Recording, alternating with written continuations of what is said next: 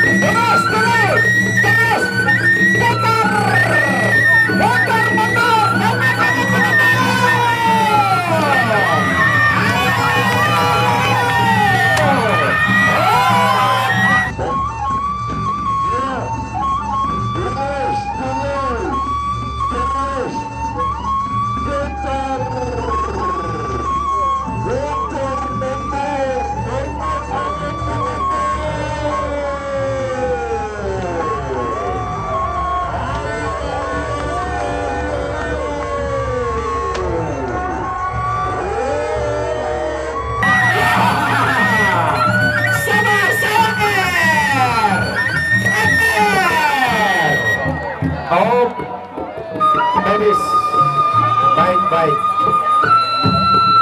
baik, begitulah. Ya salatan tadah baru sekedi. Silakan medis untuk bertindak. Tim medis, silakan di posisi sebelah jana pria.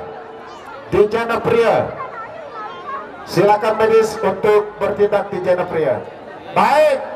Sebenarnya sangat menarik sekali dari tunjang besi bersama dengan si Pitung. Namun ternyata sesuatu hal yang tidak kita inginkan terjadi.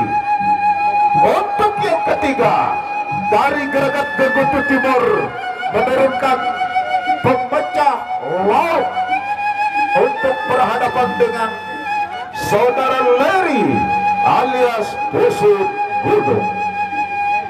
Busut Gunung dari Juring Kedaton berhadapan dengan pemecah laut. Jangan-jangan